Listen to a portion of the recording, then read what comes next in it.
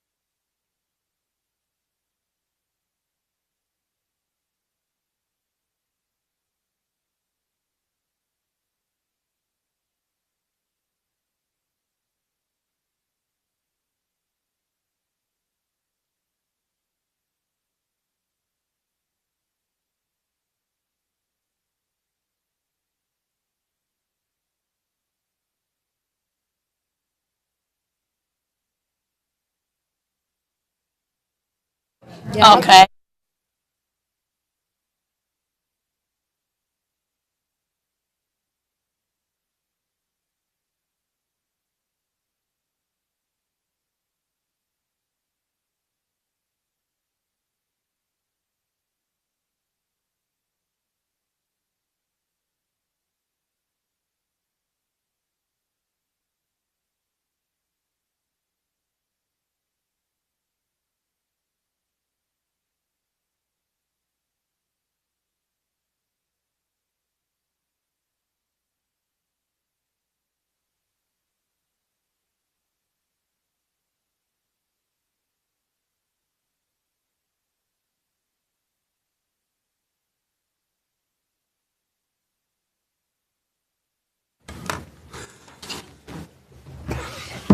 Call me, Dad. I'd like to welcome all to this evening's regular board meeting of the Lakeview Public Schools Board of Education. Today, Tuesday, April 11, 2023, at 7:30 p.m. in the boardroom at the Weed Educational Campus. I'd like to call the attention of the board the minutes of the meeting of March 14, 2023. Move for approval. Support. Okay, we have a motion by Mr. Bear, support by Ms. Martin. Discussion on the motion. Hearing none, all those in favor of the motion signify by saying aye. Aye. Those opposed? Motion carries. Madam Secretary, have we any public communication this evening? I do not.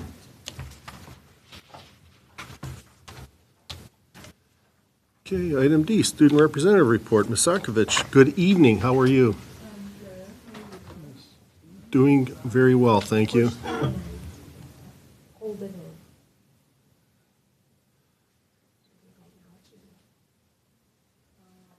Starting off with LHS, they had parent-teacher spring conferences the Monday before spring break, and they were great, very well attended.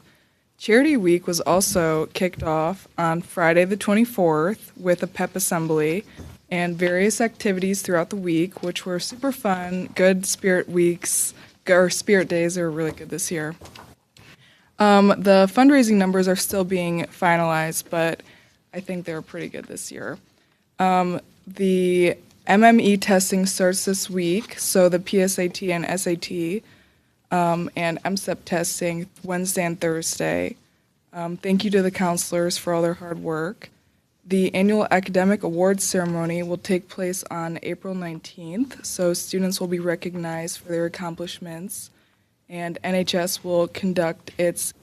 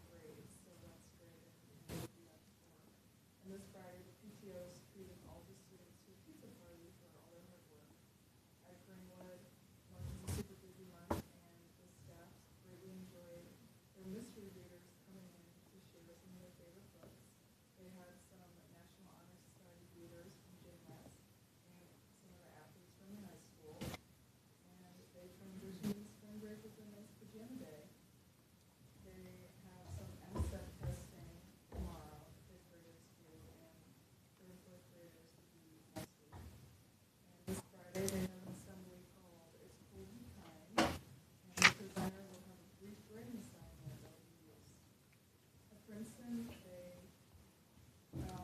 have record day today, and it's the end of the third quarter. They're preparing for WEA step. They have their March Daddy-Daughter Dance on 26th, and 450 people attended. The Princeton Science Olympiad team also took fourth place overall in the South Macomb tournament.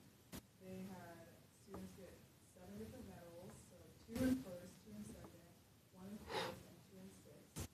Special place on her on the Science Olympiad thing. And at the Early Childhood Childhood Center, they had a special guest visit from Princess Elsa, which was a lot of fun. And they're coming back from spring break, are learning about the nice weather and changes in the weather. They're focusing on life cycles and plants and focusing on patience. And they now have Promethean boards in all 9 of their classrooms, and they're very grateful and are excited to do stuff. That's a lot going on still. Awesome. Thank you. Any comments, questions for our student rep this evening? Do you have an announcement for us? Oh yeah, another announcement. Yeah. On U of M. Oh, That was your first choice, right? Yes. I had to wait a little longer than expected, but it all worked out. worth the wait. Awesome. Congratulations. Thank you. Well done. Any other comments? Great. Once again, thank you very much for your contribution this evening. Thank you. All right, moving on to the agenda, the Board of Education Administration comments. Anything from the board this evening? No? Administration? For sure. She does such a nice job summarizing each time you have, a board meeting. And because I get you some photographs in your Friday packet every week, some of the things that get referenced, you see them firsthand. But it is encouraging to hear about and see all of those events and activities back in motion. Probably the big one in the fall, that Vets Day breakfast, which is just, outstanding community event. And then the Career Day coming right behind it in the spring like this. Those types of things bring people in the school. They get to see things going on. They get to interact with our kids. Our kids get to interact with them. It's part of the learning process and growing and socializing. So it's important for those things to happen. And I hear there's the opening commenter at the high school awards ceremony is an exceptional speaker. So anybody that's, interested, make sure you stop by that event, because I hear that guy's pretty interesting and entertaining. I don't want to give it up. Do we know him? I think you do. It's not his first time. One guess. He sounds very modest. Yes, he's exceptionally modest. You obviously know him? Uh-huh. Personally? Me, myself, and I. Different topic. State budget is underway. We're going to talk a little more about, Lakeview's projections and finances later in the meeting. But, the idea that the legislature hears from their constituents to offer your opinion about what they should be doing, not just with schools. This is, general fund budget and school aid budget, both. So let those folks know. Kevin Hertel's one of our our senator. Let them know what you're thinking and what your feelings are, and that'll help guide them in their work. And I'll leave it at that. Yeah, to that end, while I'm thinking of it, work is underway at Harmon and Greenwood, and the joke is kind of they may be done before Princeton and Ardmore, sadly. But, I thank the administration, and Sean and team for staying on these guys. I know it was a difficult time. Many of these contractors we had doing the Ardmore and Princeton locations were not stepping up as they should, sadly. I'm hopeful that we won't see them doing any of our projects moving forward because it was poor, very poor at so many levels, and it just inconvenienced the administration here. We would get occasional calls, and I was, last summer I was spending a lot of time driving by these locations to see nothing happening. So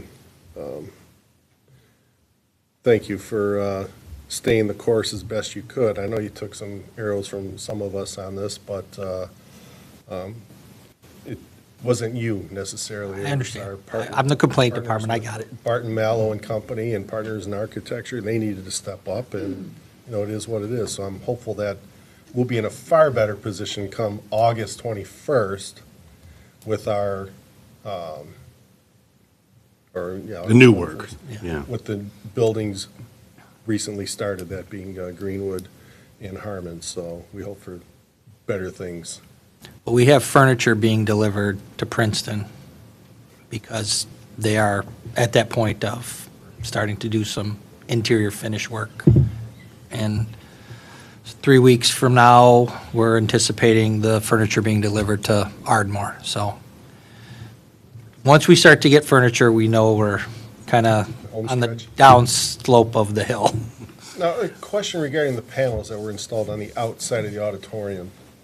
They seem to be different colors. Is that just a plastic covering on there or something, or are those the actual colors of all those panels? On the, you said the auditorium or On the the, fascia? oh, the gyms? Outside of the gyms? Those are colors to help them know this color goes here, this color, that's not the color they're gonna be. When they, Something peeled when they off. peeled off, yeah, it was, and it's confusing because we had some scrappers, correct, Mr. Cabe, that were kind of wandering around saying, oh, this looks like, we'll take it. We're like, no, and Justin's like, no, that's what it's supposed to look like, don't take it. So it's just to help the installers know what piece goes where. It's kind of like the puzzle. Because driving by those buildings, Oh, yeah. looking at that, saying, where were we when we were approving this? Well, it was purple for a while, right? Think paint by Aye. numbers. Yes. Holy cow. This can't be the final. I went over to the baseball game today, and I, used a little bit of executive privilege to kind of sneak through the construction area to shortcut, and I walked through the new media center, and carpet's in that area, so it looks really nice. We're at that point of, yep, we've got some nice finishes being done, so it's going to be. Ceilings in, electrics all. So I don't know if all the ceiling work is done yet, because there's still some, They need above it. ceiling I work. think they need a fire marshal Yeah. approval before they can button it up. Okay. It's got to go and inspect and look through. But that's this week. Yeah.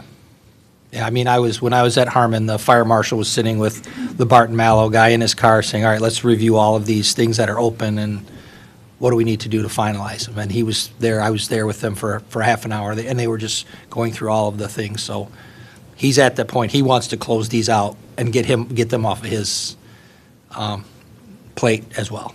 Awesome. So, Now, with respect to safety and security, the Blue Point system, all that's going to be ready when those areas are ready to open again as well? Because I know we had some issues where things weren't working exactly the way we thought they should because of this was disconnected or that was disconnected, so that'll all be tested once again when we're ready to go live. Cool. Sorry to interrupt. No, I was Administration passing comments. it off to, Oh, okay. That was actually going to be one of my comments tonight, was about safety and security. We aren't always talking about that at every meeting, but it still and continues to be at the forefront, and we are continuing to do things to perfect our processes, our procedures, and our equipment that's here. So we're, even though it's not evident all the time, we're continuing to add cameras. We're having cameras that have sound in certain places that are enhancements from what we had before. We're putting buzzers on doors that loudly alert if somebody's going through. So we continue to have safety and security at the forefront of our practices. And I just wanted to publicly say that here, because we don't always come back and tell you, oh, we added another camera here, or we put sound here, or we put a buzzer, but you know that those things are happening all the time. And our administrative team is looking at policies, procedures, perfecting steps that we do on a regular basis, and at our leadership teams has that as a regular topic. So I just publicly put that out there tonight. Awesome. As we saw in Nashville, how sad that situation was. People think you put a lock on a door, you're good, but as we saw, locks didn't matter. We just need to have people be very vigilant and aware of what's going on around them, and then raise the red flag right away when they see something wrong, rather than waiting for something else to happen, or somebody else will make the call. So, To piggyback on that, at the back of the room there, you see there's a new little placard that's put up there. That is kind of our lockdown procedures and our, when we go into the different types of, lockdown, those types of things. That's the visual, like Tracy was saying, that we spent 3 or 4 meetings talking about what does this look like, and it's standard across the district, and every room in the district will have those, or if they don't already have them up. So that lets people know, this is what your procedure are when Blue Point goes off, when there's this alert called, this alert is called. So it gives, even if you're a substitute teacher, you can see it visibly, so it's, Or a visitor. yeah. yeah. And you'll have extra ones in the buildings in case one gets torn down or something happens to it, another one can go up right away. Yep. You can never be too safe, and assume you're too safe. You got to be very vigilant.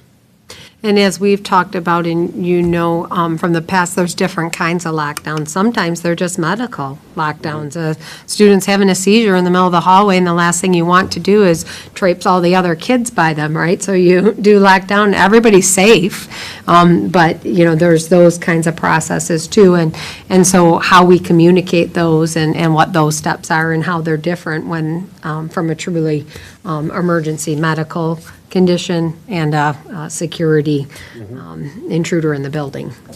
So, Awesome. Good stuff. Any other comments? Can I just respond to your guys' safety stuff? Just because I'm a parent with a kid at school who is actually talking about that these drills are going on, and, obviously aware of the different types of lockdowns. So it is, not only are there signs and the administration is working to make sure that safety is first, it is getting relayed to the children, because it was brought home to me, and I thought that was very informative, that there's actually practicing, they understand everything. I mean, obviously I have a senior, but just to know that these are not just stuck on the wall, that these are active participating drills and things like that. I think that's really important that the community understands that as well. I can only assume that most kids, if not all, want to feel safe. And the parents obviously want their kids to be safe. So we do the best we can with what we have and make it right. So, again, thank you for all the efforts and energy you've put into this, because all you know what, and the game's over, so we got to stay on top of it. Sadly, these things don't always go your way or our way or the way we think they should go, but Nashville was, in my eyes, a real awakening to say, these officers, if you saw that video, these officers just running through the hallways looking for this person. And when they found that person, they took him out right away, no questions asked. That was it, game over. So in my discussions here, and I might have said this before with Chief Allen, if we had something similar like that going on here, not only would our officers be involved in it, you have the consortium of officers, or with the mutual aid with the other departments, where there are tons of officers from the other departments that will be here in minutes, if not seconds. Roseville, East Point, Harrison Township Sheriff's Department, Warren.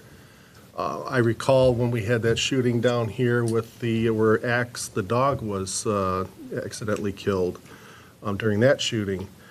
I heard about it about 10 minutes later. I went out to Harper looking, and you notice all the different jurisdictions that were out there. I mean, when word goes out, they respond, and I'm proud of that fact here in Macomb County. Oh, even as far as Oakland County, for us on 696. I mean, they will come from Yeah. Oakland County, too. So, kudos to our police department for being very vigilant and working with other departments to make sure that everybody's on the same page. And Officer Bowen just showed up. Thank you for what you do with your tasks at hand in helping us get things right. So, not saying anything's wrong, but we're just trying to be as right as we can all the time. So, any other comments? None? Great, thank you. We'll move on with the agenda. Teacher tenure. The following teacher has successfully completed her probationary period leading to tenure with Lakeview Public Schools. This evening, the Board of Education and Administration would like to recognize her. And so if Dana Lipsett, if you would please come forward, we have a token for you and would like to publicly congratulate you.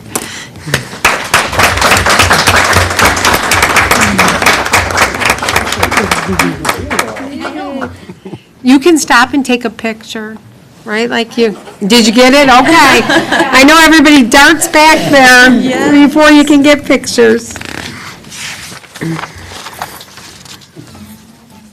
All right. Item G, additional investment of school funds, independent bank.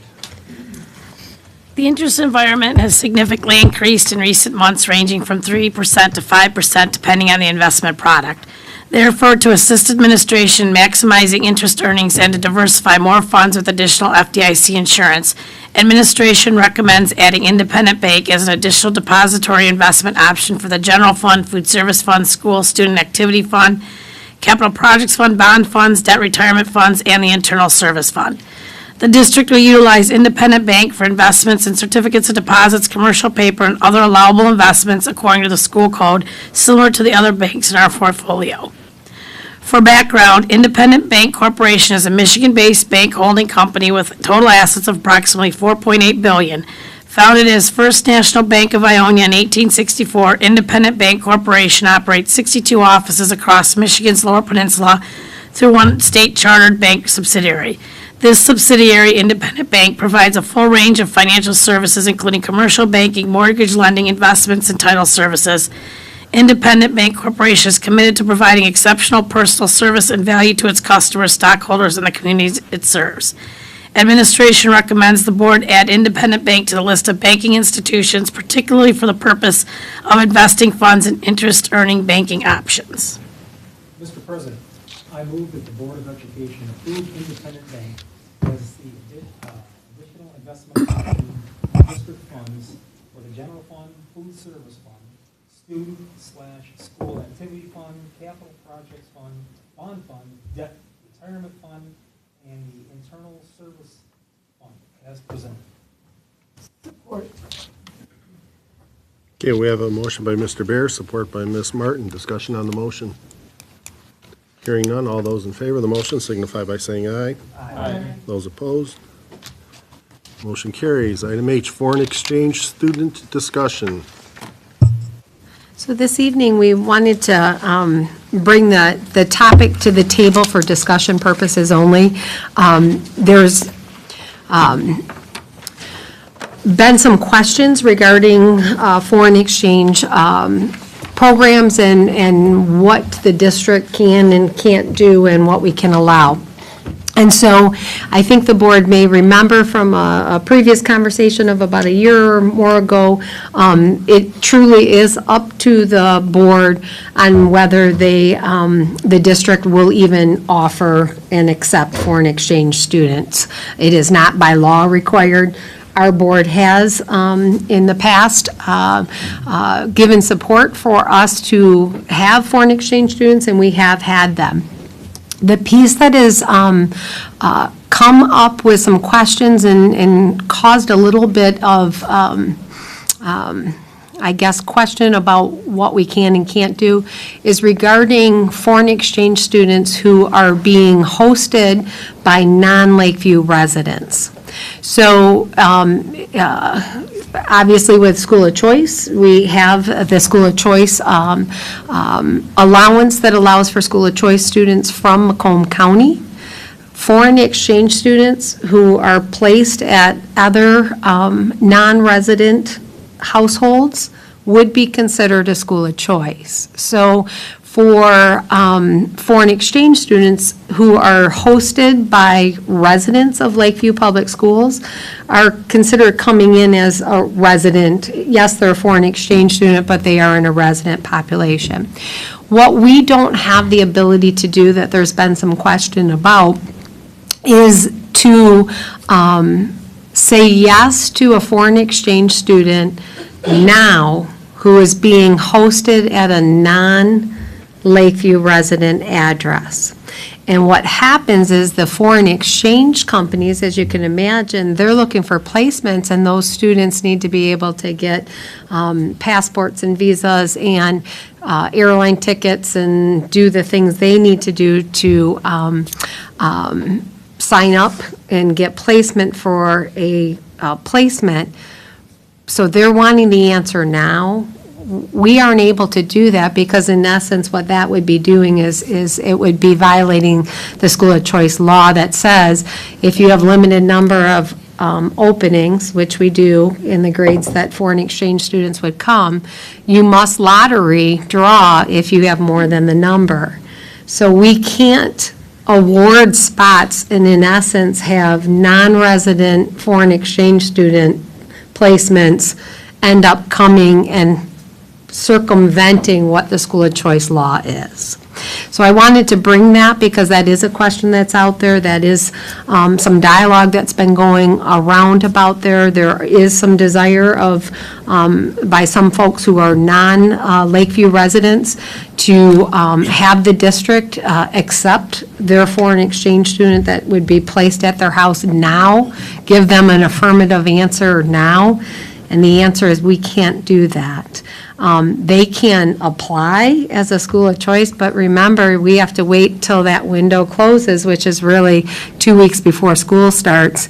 And then at that time, we know whether we would lottery draw, which really is too late for those families. So I just bring that tonight to have the discussion to see if there's any questions you have about that, because our enrollment office is dealing with those issues, and I want you to be on board and understand the message and the parameters that we have to work with down when we're enrolling students. I have a twofold question. So first, this is not an issue with the actual person hosting the family.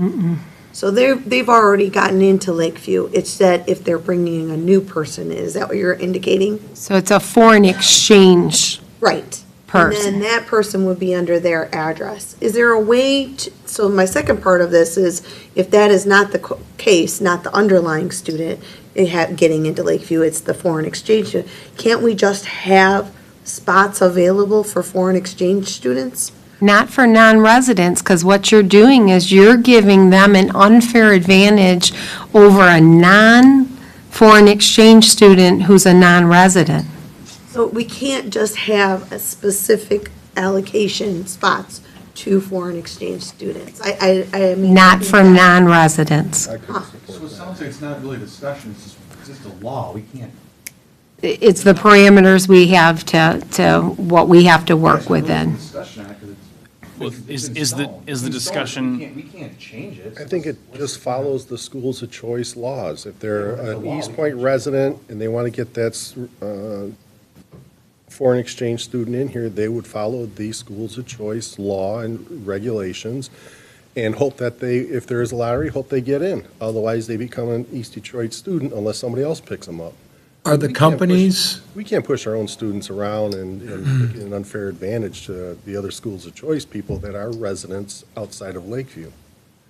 is it the companies that work through this with the foreign exchange students pushing us to have spots for students? The companies are not, it's the host families who have that desire, because the companies who are doing, they really have no preference which school district they go to, but they'll send, and they're assigning and will assign a host, but before that, they will finalize and do the placement with the host family has to provide evidence of the school, the enrollment, because they want to make sure that people aren't just getting these students over here and then not enrolling them in school, which is the whole purpose of the program.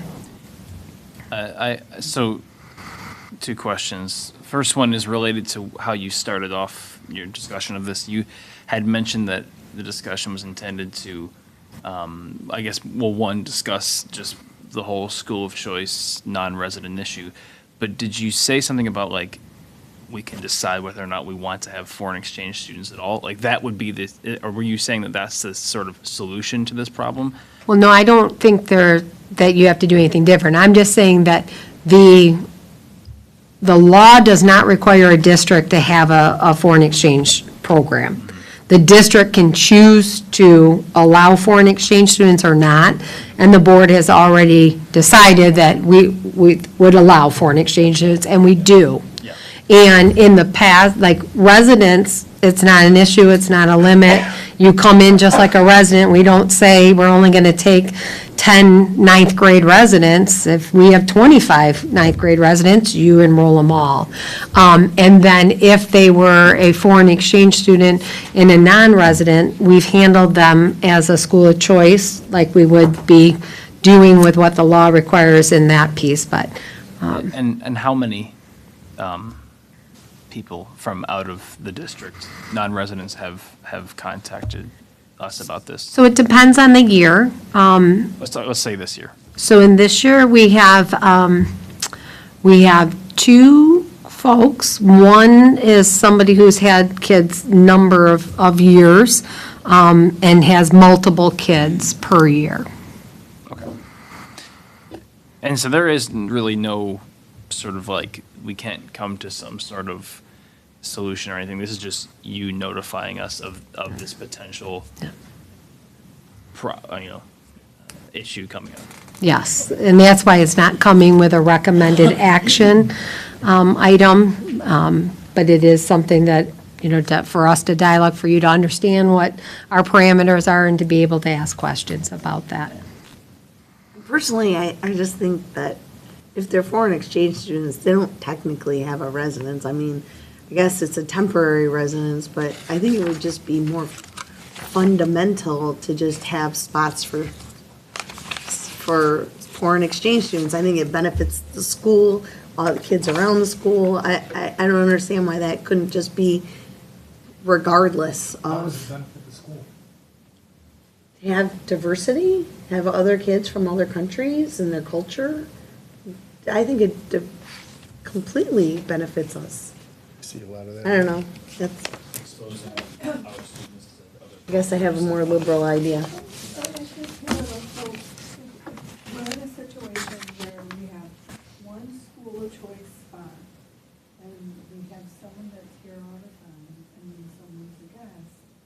I feel bad about taking the spot away from someone that lives here and giving it to the foreign exchange student. I understand, and I guess my thought was that we weren't kicking people out of the school, so we're not kicking anyone out, that's the whole point, we're not kicking somebody out, it would just be somebody who's applying to our school, correct? I mean, I don't know, it's just my personal opinion. Other district kids apply to the school as well, so why are you going to give preferential treatment to some foreign exchange student? I'm just Why are saying. they any more worthy than people that, live? I just live think in it's the a. state and pay taxes, because the tax money goes to Lansing, comes back in the per pupil funding, so they're actually paying the taxes for the kids. Well, the resident is paying the taxes, not the student. Well, So right, the but- resident, whether the resident is someone hosting a Right, foreign but- exchange student, or they have a child that actually lives here, either way, it's the resident, the parent, the guardian that's paying the tax. Correct. So it's a irrelevant.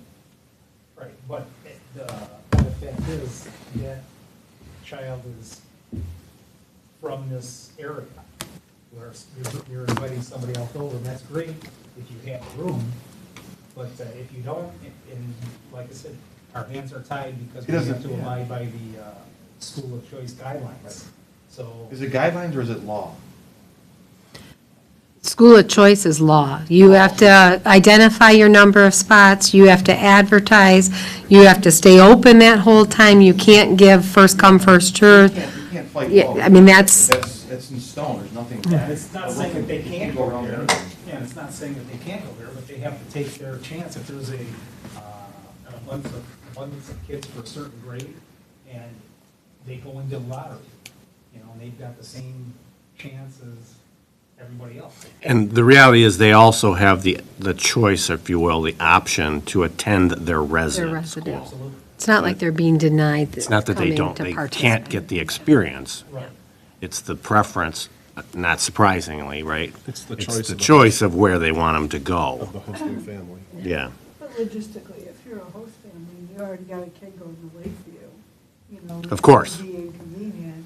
if Of you course. got one going to Lakeview and one going to Lake Shore. Most of the time, what we're experiencing is that people who are hosting do not have other kids attending. They are typically folks who are hosting families and not having school-age children. Not to say that that couldn't change. And I wholeheartedly agree with you, Ms. Taylor. There is definitely a benefit to foreign exchange students. That's why we support it. We have multiple foreign exchange students. We have had some that have been at other places because the company that they're working with will hold off giving a placement and allow for that, the lottery draw piece, but some will not because they require the placement to be finalized by a certain date. Yeah. And I have to slightly disagree with everyone on the law. The law is about school of choice. If you make spots that are specifically for a foreign exchange student, which if they are not filled, you can open them up for people from the lottery. But if they're just foreign exchange, I don't think that you are invading what the law says. You're saying, we're going to have so many kids that are allowed to come in as foreign exchange. If we don't fill it, those will be additional spots that are open for the lottery kids. But again, that's just my opinion. I think that's why we have a board, so that we can hear many opinions. But I definitely think that a school that has exchange students, you have more cultures, you have more ideas, you have, it just brings a lot to the table, I think, personally. Is there an option to do that? We can hold 10 spots a year? I don't don't believe think we can. We'll look into it, If that's an but option. For non-resident. for non-resident, that's the piece that's School different. choices. Is it 48081 or is it homecoming? It sounds like it's 48081. Our boundary is our boundary, and you can set seats for your boundary. I don't think you can set seats to include other districts' boundaries as a foreign exchange topic, because they have to enroll with their address, and then that triggers the non-resident rules.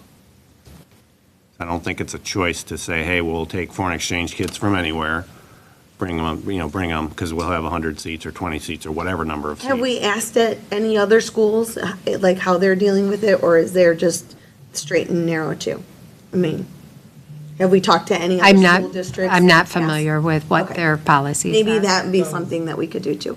Does Lake Shore still house the Chinese kids at the Earl Elementary School? They had a term. Taylor Elementary. They do not have the same program that they had before. Question, this may sound ridiculous, but we know how things like this can go. What's the definition of foreign in this context? As far as foreign exchange student, what is the definition of foreign exchange student? California, Cuba? No, there is a Puba.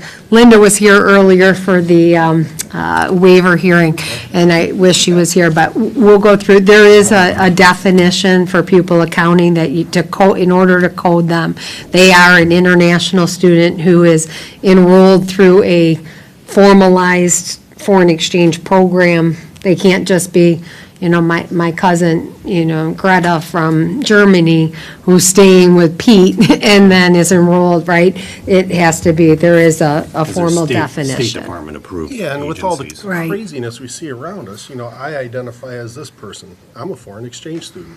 That's what I'm just getting Yeah, at. no, saying, there is well, a where do we draw the formal. line with this one? Yeah, there's a formal definition and coding that has to be done through pupil accounting. Yeah. Any other questions, comments, contributions?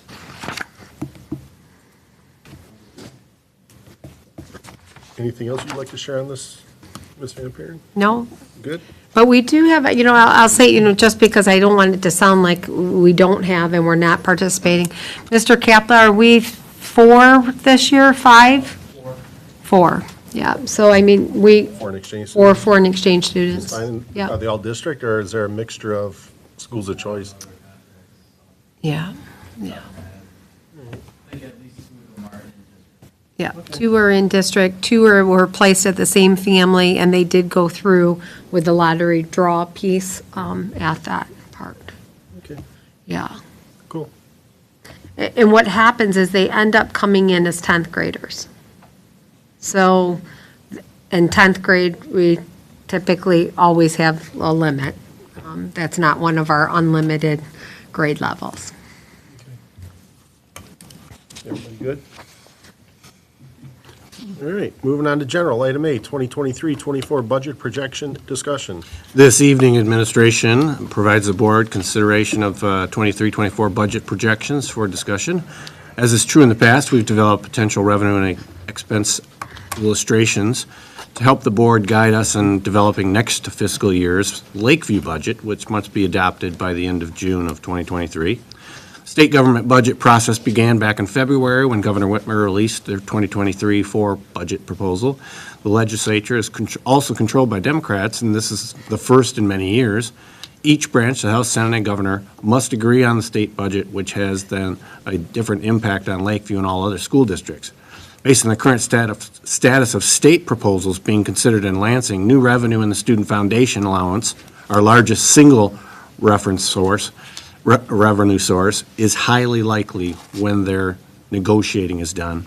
Therefore, our team has provided the board scenarios that continue to estimate state revenue per pupil enrollment in various combinations. These 2 data points are the primary drivers of revenue estimates for our budget every year. At this time, we'll review the spreadsheets and provide the board and talk a little bit more about the details, and Kathy can take it from there.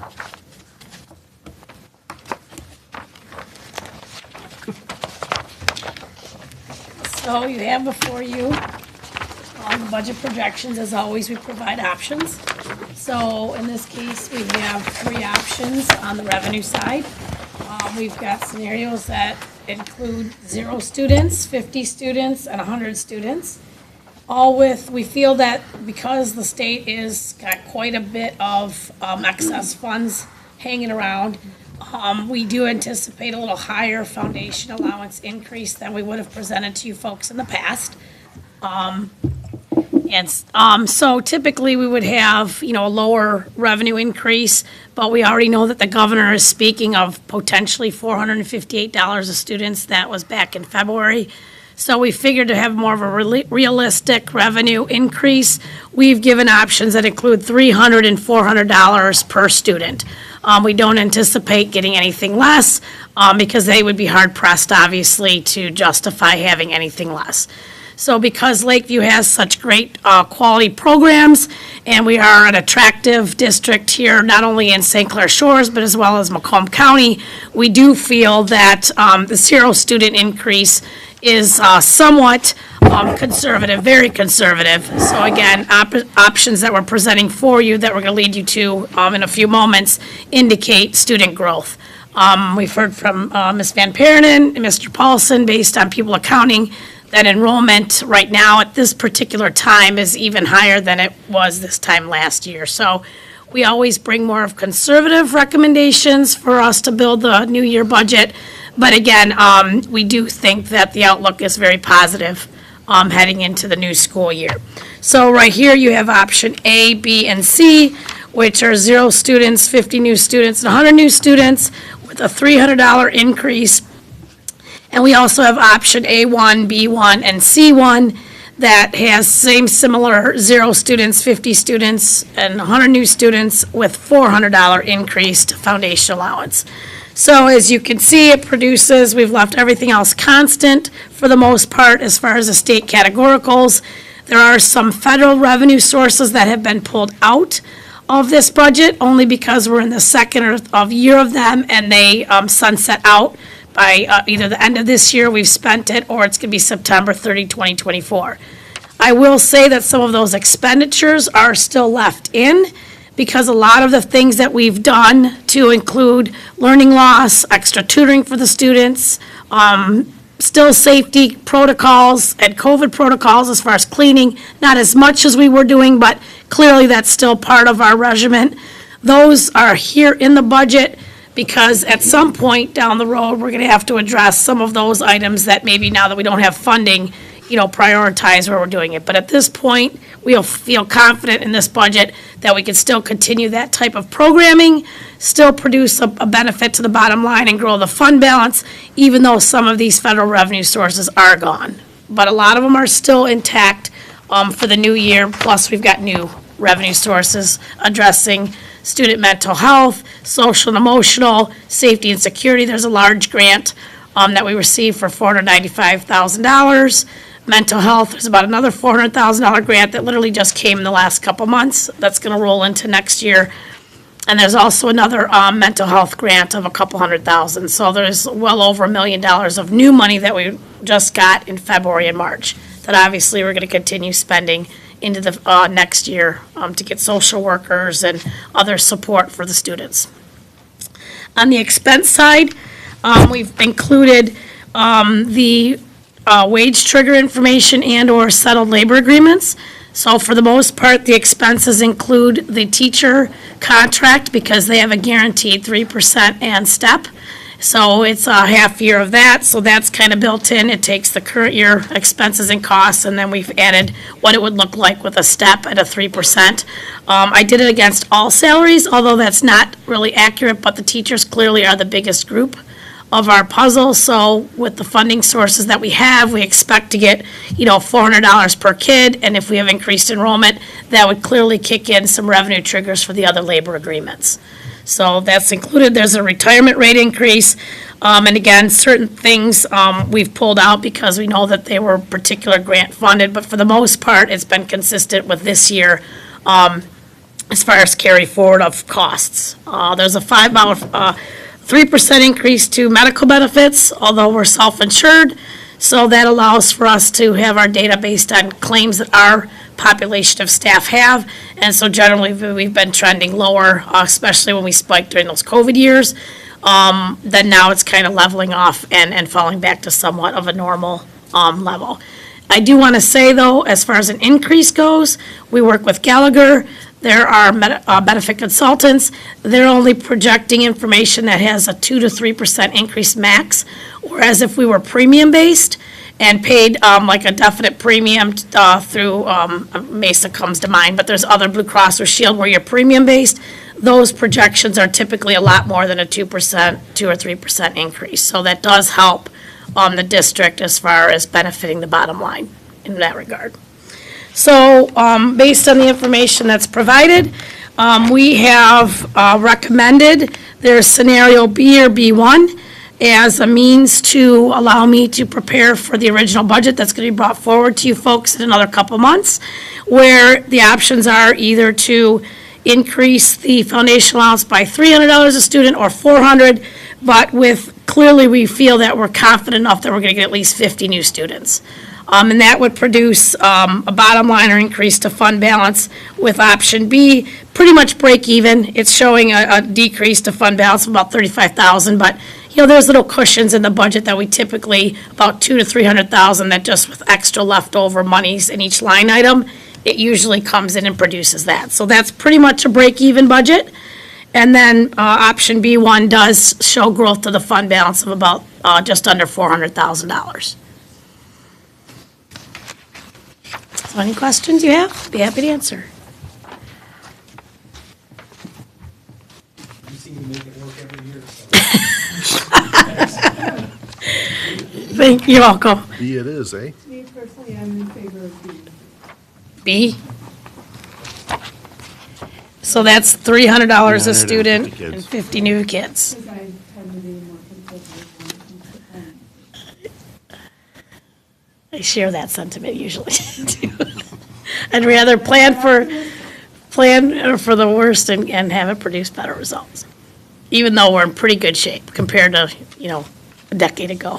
when we Well, were- you might note the $1.2 million capital projects transfer is still there as well, in all of these I scenarios. know that. And hopefully, if we have a better outcome in student enrollment or in an increase, that will give us some extra money for capital projects and the shortfalls we feel that we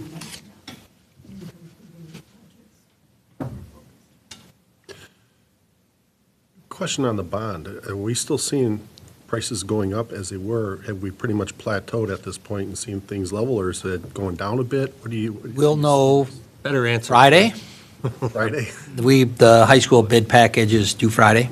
Okay. So we'll have some hard numbers, but when I talked with the Barton Mallow folks, he said there was a lot of people bidding aggressively so far on this package. So he was encouraged that we might see some decent numbers. Okay, good. Our bid coming tonight on disruptor cabling came in lower than we anticipated, so that's a good sign.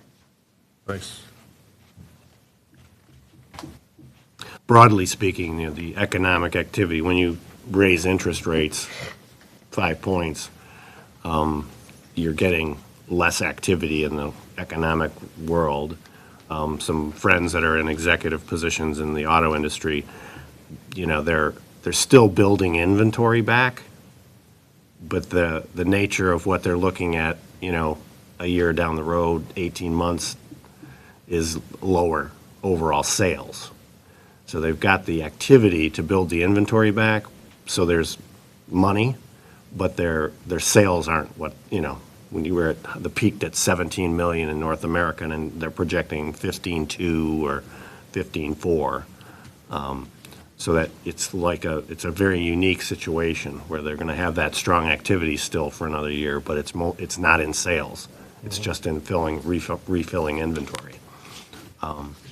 So that will mean the state's still going to have some, the income from taxes is still going to be there. Property values are still high, and if they're selling those cars, some of them, obviously, that's a sales tax that's, part of the school aid fund.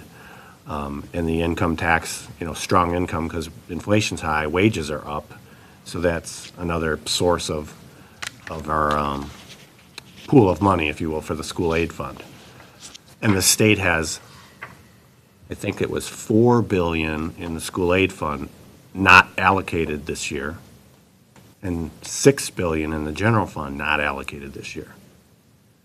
To put it in perspective, $300 a kid with 1.4 million kids, that's $500 million.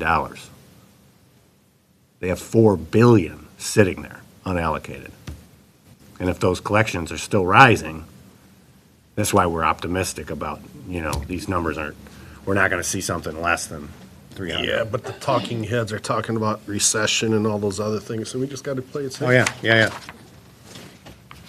And it is worthy to mention this, Carol kind of spoke of it, and then by approving independent bank, we now have Series 2 funds that truly are a lot of money, obtaining about 4, 5, and almost 6% earnings. So to your point about the transfer, that wasn't necessarily there for Series 1. We have about just under 2 million left in Series 1, but we are going to probably realize interest earnings now of something substantial, like 200,000 or 300,000, depending on when projects pay out and stuff like that, which in Series 1, it was basically zero, on that 14 or $15 million. So that will help the cause as well, because I'm really focusing now on the investments, as when it was 0%, it wasn't as critical.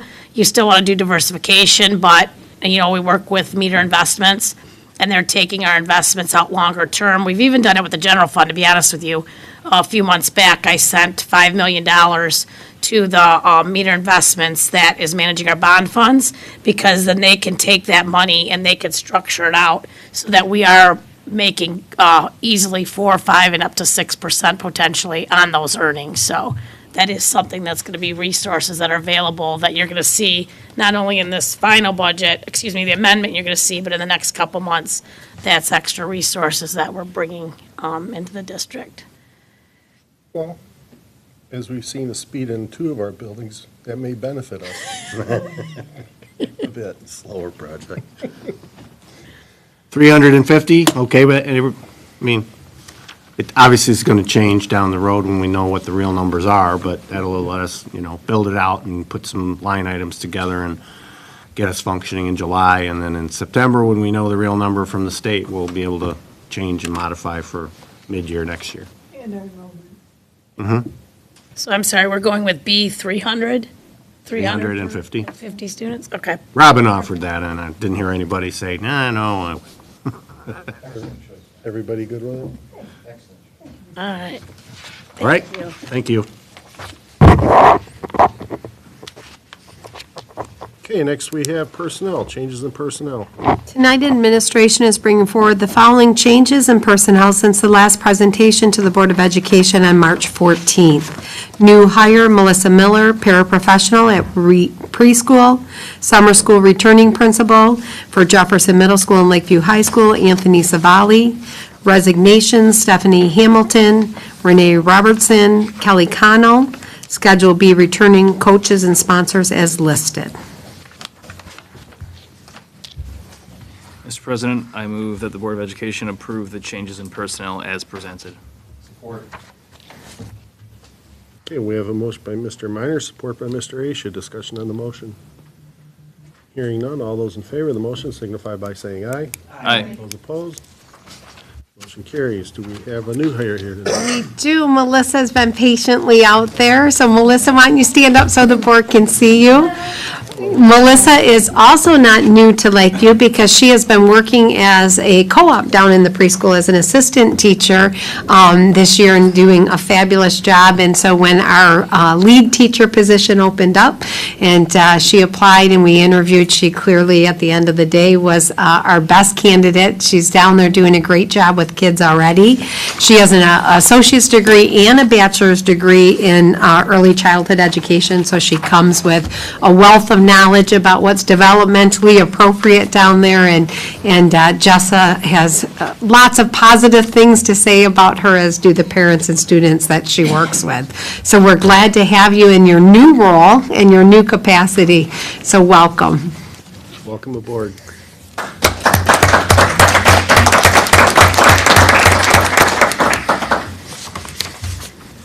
All right, moving on to bond implementation, structured cabling systems project recommendation. As a result of community support through the 2019 bond, Lakeview school buildings are having significant technological improvements made. One such project is for structured cabling systems to support the building additions and renovations at Greenwood and Harmon Elementary buildings in 2023 and Lakeview High School in 2023 and 2024. This project includes Category 6 cabling to support telephones, computers, printers, wireless access points, and security cameras. Wright and Hunter served as our technology consultants on the project. They prepared the request for bid, facilitated advertising, the RFB, facilitated a public bid opening with administration, and reviewed the bids for compliancy. 5 vendors submitted bids, with 1 vendor being disqualified for not including a bid bond or check. Based upon a detailed review of the bid responses and post-bid clarifications, it was found that the lowest bid that was compliant with the request for bid was submitted by Trendset Communications Group. Tonight, administration is recommending award of the structured cabling systems project to Trendset Communications Group based on Wright and Hunter's recommendation letter, pricing, deliverables, and compliancy with all terms and conditions of the RFB, and they have demonstrated successful experience with other school districts and businesses in this line of work.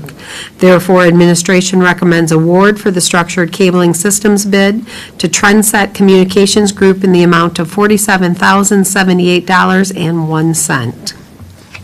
President, I move that the Board of Education approve the recommendation to award the structured cabling systems bid to Trendset Communication Group in the amount of $47,078.01. Support. Okay, we have a motion by Mr. Bear, support by Ms. Martin. Discussion on the motion. I do have one question regarding the cabling itself. I see drop counts. How many drops, was it quantified as to the number of drops per building that are being considered or being strung out here? Yes, that's correct. Okay, is that something you can forward me when you get a chance? Sure. Okay. Any other comments?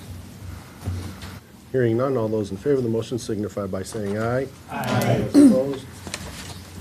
Motion carries. And moving on to business, item 8, 2022-2023 amended budget resolutions. All right, let's hope my voice holds out. I'm ready. This evening, administration recommends that the Board of Education consider the amended budget resolutions for the General Fund, Capital Projects Fund, Debt Fund, Food Service Fund, Student School Activity Fund, 2020 and 2022 School Bond Debt Fund, 2020 and 2022 Bond Fund budgets for the 2022-23 year.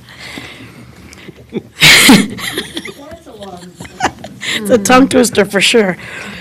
The general fund has revenue of approximately $62.8 million and expenses of approximately $62.4 million, which includes several one-time federal and state funds of approximately $3.7 million. The expenses include costs to address items such as learning loss, mental health, social and emotional supports, COVID-related costs, child care relief, and continued safety initiatives and other support services to assist our students. On the revenue side, the district received $450 per pupil and increased enrollment by approximately 126 pupil FTEs. These figures were higher than our original budget developed in spring 2022. There were also other increases to categorical line items for a projected overall increase in state revenue of about $2.0 million. Both the expenses and revenues include a one-time payment of $2.7 million for Section 147C2 MIPSR's retirement payment, which is the state's attempt to fund the MIPSR's retirement system by giving districts the funds through the state aid revenue and subsequently invoicing the districts to make an equal payment back to the state, having the effect grossing up the district's revenue and expenses for the 22-23 year.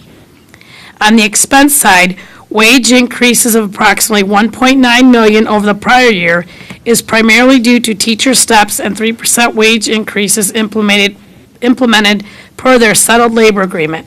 This total also includes a $1,200 payment to all staff for additional COVID-related tasks. Other employee groups also saw wage improvements.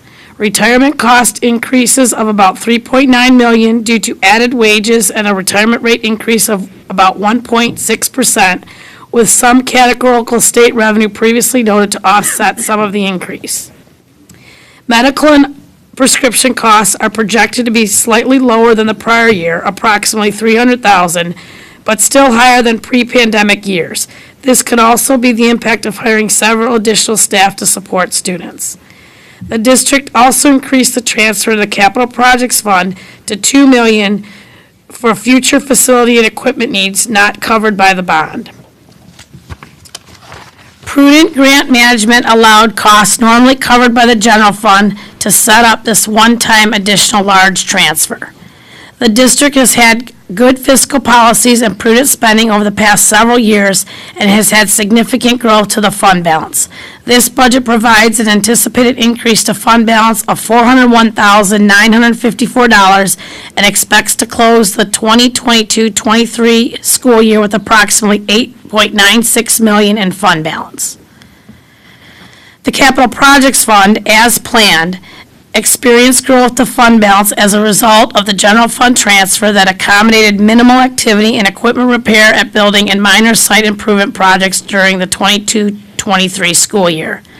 The majority of costs for the 22-23 year included about $800,000 to buy student computers for the one-on-one initiative and other technology items.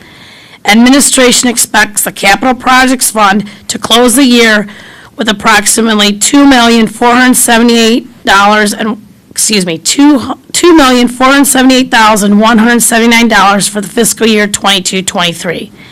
Capital Projects Fund balance will be utilized in the future to cover necessary roofing, equipment, and maintenance costs to facilities not provided for in the bond.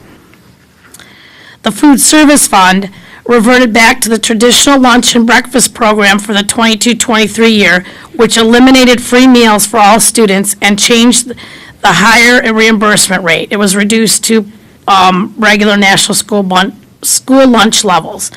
On the revenue side, administration expects revenue decrease of approximately $300,000 over the prior year, primarily due to the decrease of meal participation and the reduced reimbursement rate. On the expense side, the budget includes wage enhancements based on the settled labor agreement and all union positions being filled, plus about $50,000 in supply and capital outlay expenditures to update aged kitchen supplies and equipment such as hot carts, cooling carts, and utensils. These will enhance the food service operation and also address the excess fund balance requirement for the state and federal compliance. Our food service program employees continue to work diligently to efficiently prepare and serve meals to our students. Administration anticipates the program will end the year with a planned decrease to fund balance of approximately $193,995, with an expected fund balance of approximately $534,107 at the close of the 22-23 school year. The debt fund, which services previous bond-related payments, will have a relatively flat fund balance due to the tax levy level this year being maintained at 7.5 mils for the 22-23 year. Debt principal and interest payments of approximately $2.3 million will leave approximately $706,388 in fund balance at the close of the 22-23 year.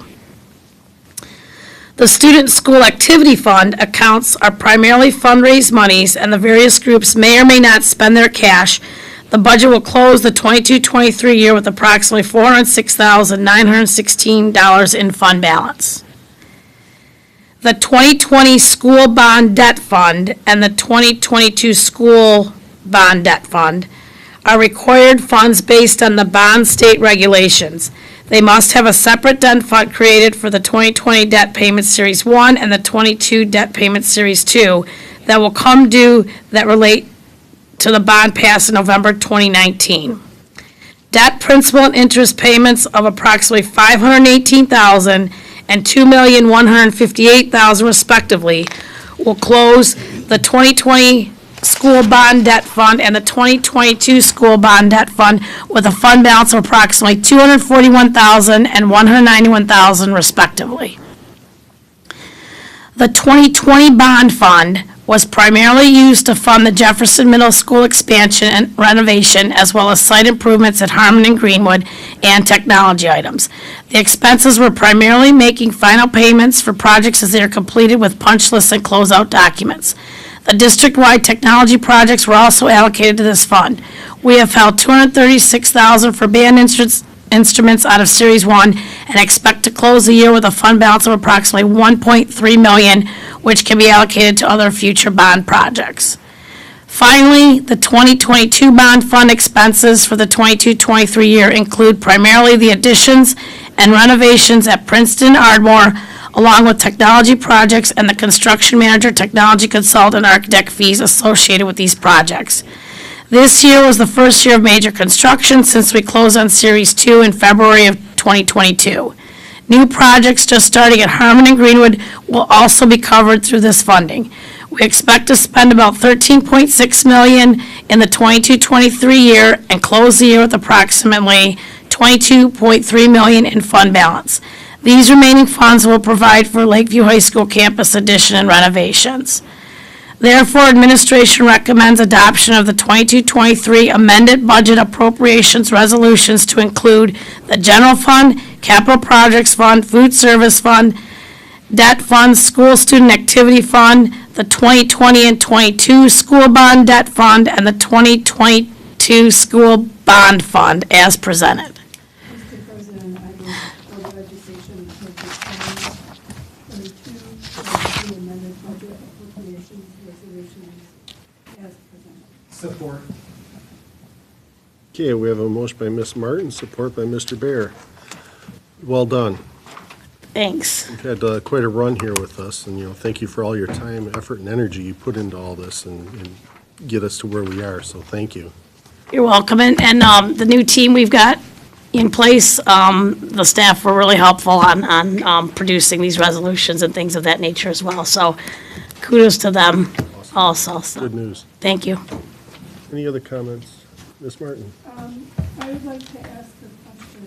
So in regards to the capital projects fund and the paragraph regarding capital projects closing with a balance of $2.4 million, and the capital projects fund balance being utilized for future expenses in regards to shortfalls in the first amended budget 2022-23 capital projects fund summary. Is there anything else that needs to be noted anywhere regarding the $2 million in future use? So because the capital projects is a district designated fund, it's not a bond fund and it's not got third-party restrictions or taxpayer dollar restrictions to it. Just by nature of the board providing direction and committing the fund balance, that's every fund that, every dollar that goes to the capital projects fund, it's considered committed fund balance. So if you happen to look at this resolution for the capital projects fund, you will see that of the 5 categories of fund balance, just by nature of the capital projects fund and what its intent is, everything that goes in there is considered a committed fund balance. So by you folks taking action and approving that, that gives administration direction to be able to call it committed fund balance. Because there's other categories, and that one is the one that board has to take direction and do, which you folks have already done. Any other comments? Hearing none, all those in favor of the motion signify by saying aye. Aye. Those opposed? Motion carries. Thank you. No, thank you. You're welcome. Seeing no more business before this board, I motion to adjourn. Support.